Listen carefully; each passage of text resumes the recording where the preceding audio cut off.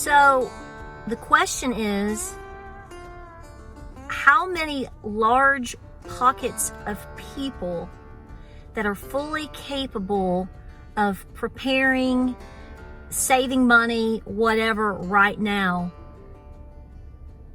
how many of those people are just not doing anything?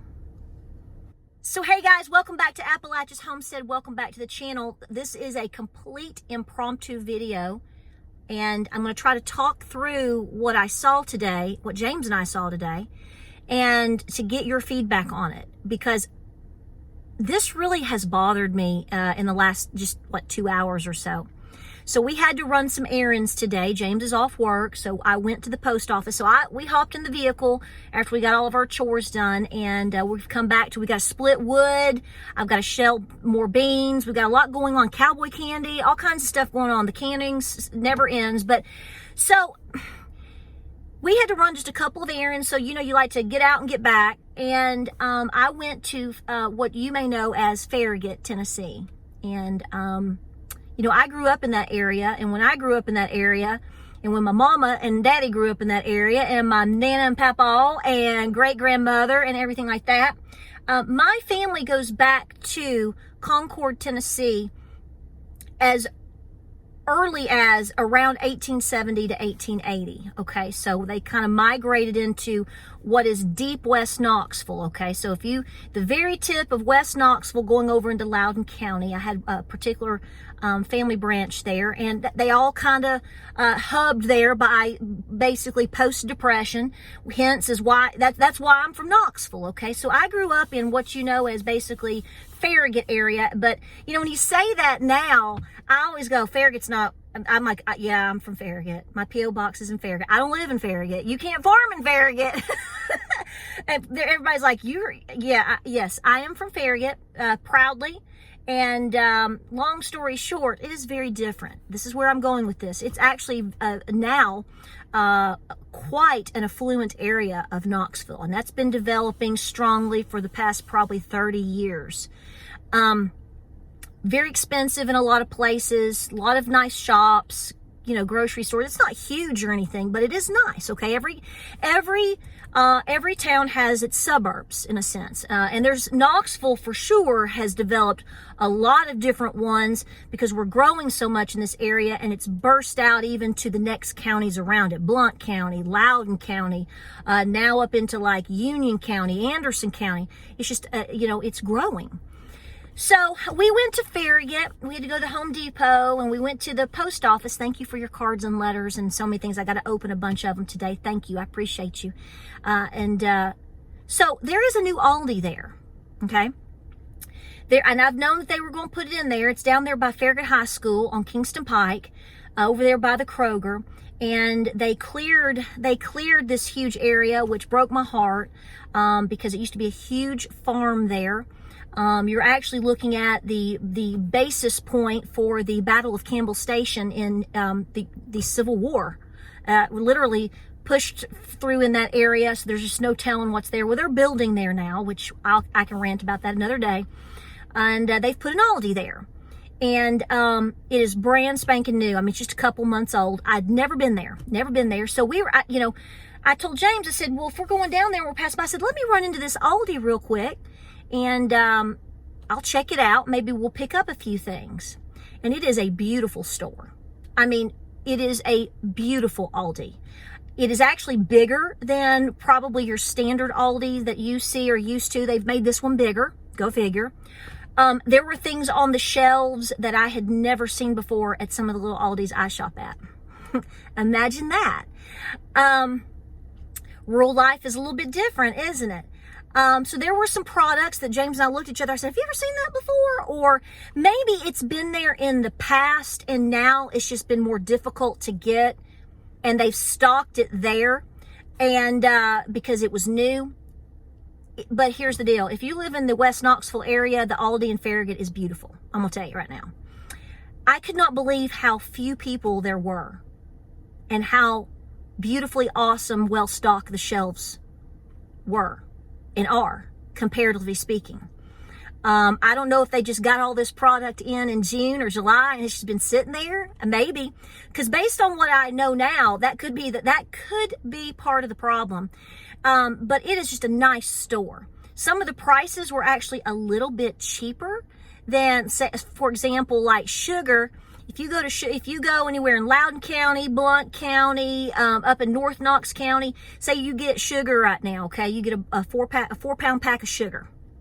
It's around $2.75, right?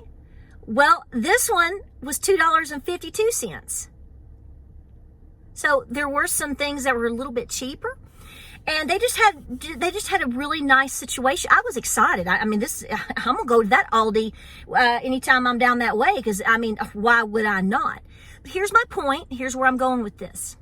So I've built you the story that you are in a brand new store in a really nice area, and there was basically nobody shopping in the store. I'm not joking. Like, it was really spooky.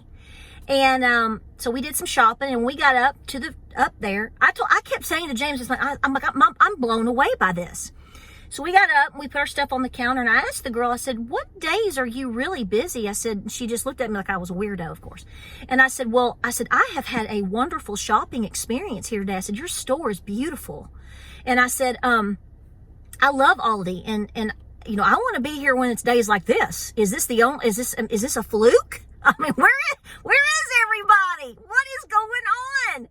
And she looked at me, and she looked so pitiful, and she said, we're like never busy. And I said, the Twilight Zone music starts playing in your head. And I said, what? And she said, yeah, she said, this store is really not doing what they thought it was going to. And she said, I hope it picks up soon. Well, that's alarming. Well, first of all, they are located next to a large Kroger that's been there for a long time. So there is, I'm from the area. I know the deal. So they're competing with a large Kroger. But I know Kroger. I've known Kroger all my life. And I'm going to tell you right now, unless they have some mega deals going on for Thanksgiving and stuff like that, I can understand there being a time period which that Kroger might be busier if they're doing some mega, hey, spend $50 on groceries, you get a free turkey, right? But that's not, I just sat there and I just said, well, you are competing with the Kroger. I said, that probably will have a little bit to do with it. And I said, let this economy keep rolling like it is, girl. I said, y'all gonna pick up. And she looked really distressed. And she said, Sundays, which is tomorrow, it's Saturday, today's Saturday. She said, Sundays are a little bit busier. She said, but really, we're just never busy.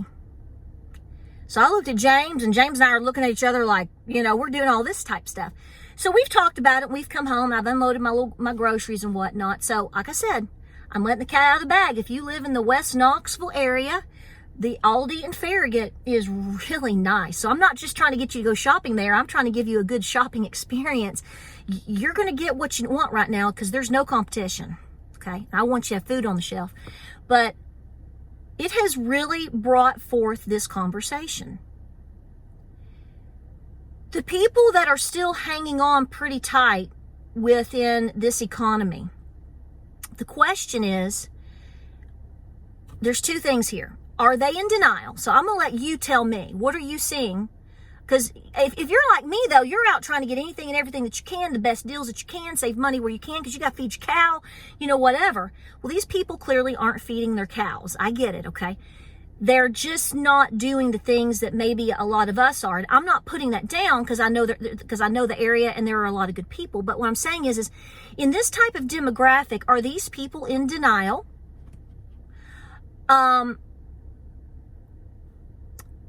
And are they still trying to hang on to this whole situation of shopping at Costco, shopping at Target, shopping at the fresh market? At what point is this going to bite them in the butt? Because to me, if I lived in Farragut and I had the money that I know a lot of people have in Farragut, man, I would be hitting that store like you wouldn't believe it, because that's where I do a lot of my bulk buying, little bits at a time. That's my strategy. Little bits at a time, 5 cans a week, 10 cans a week, this, that, and then you build it and then you put it away or whatever. I prefer that. I think that's more budget friendly. But according to this girl that works there, she was precious, they're not doing that. So either they're in denial, are they? Or are they trying to hang on to living like they did 3 and 4 years ago, which is still sort of a form of denial. They're not changing their habits, is where I'm going with this. And if you're not willing to change your habits, and you're not willing to bite the bullet, and you're not willing to ration and to put up and to make do, how are you going to make it through a recession, a deep cutting recession? I'm going to leave it at that. You all know the deal here. That's what it's being called, as a deep recession. This has really bothered me, because here's the bottom line. These people are going to get hungry just as fast as the next person. Okay? Because if, in asking a question, let's say that something really goes down and the economy crashes, or the dollar really devalues, it doesn't really matter what the Dow is doing when everything is in dollars. If the dollar doesn't mean jack squat, what are you going to do? How have you prepared for that? And so, if you haven't stocked your pantry for you and your family and done a really good job on that, what are you going to do? If you aren't taking value in buying good, more affordable foods and really trying to hit that and put it away, well, that leads me into thinking, if you aren't doing that at a minimum, then you also aren't considering other things, such as maybe paying off debt, medications, water, bath and body beyond things that you need for maintenance for your home, for cleaning supplies, any gold and silver. A lot of these people that live in these areas should be able to afford some gold and silver.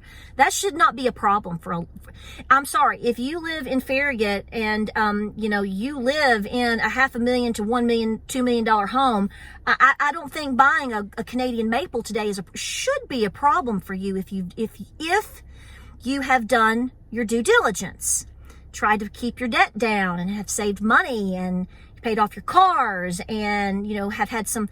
Just because you live in a nice home or in a nice area doesn't mean you're not doing your due diligence. So I want to drop this video off with you because it really freaked me out today.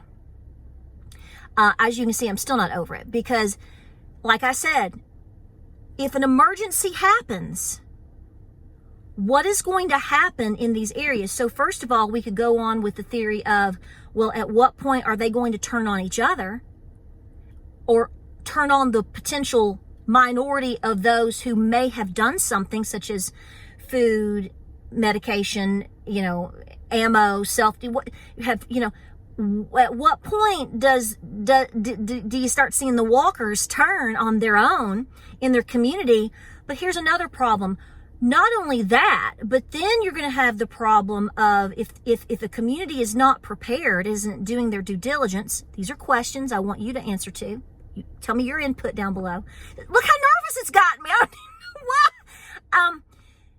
why. What about when you have outsiders coming in to penetrate nice areas? Because their assumption's going to be that's where stuff is, right? Lot to think about here. Like I said, that doesn't mean that they're not shopping. I'm sure the Costco was doing fine today. And Kroger seemed to have people in the parking lot. That blew my mind. Are people just trying to hang on to this image to the point where they're stupid of not getting the better deals? Because at this point in the game, and I said stupid, I'm not trying to slam my people under the bus, but I'm scared for them. And,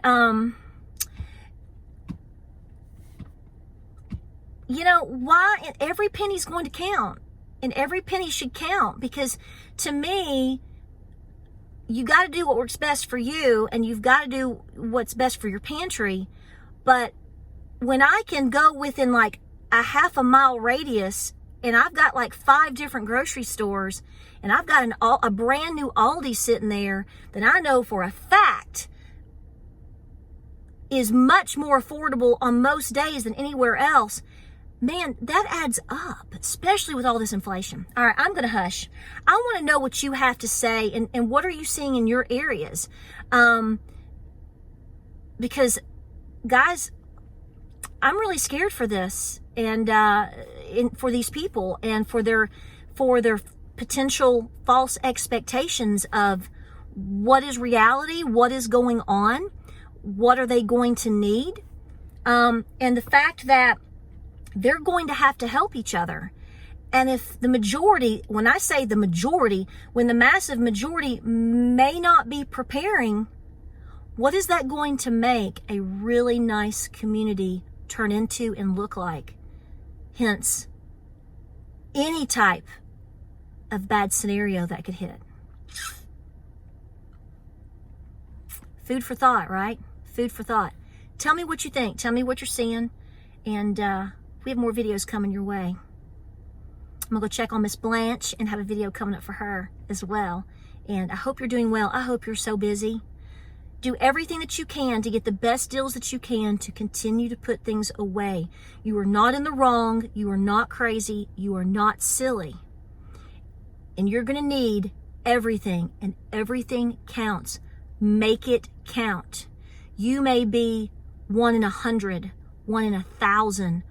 At this point, you could be 1 in 10,000 doing anything. While the rest, I don't know. Food for thought. I'll see you on the next video.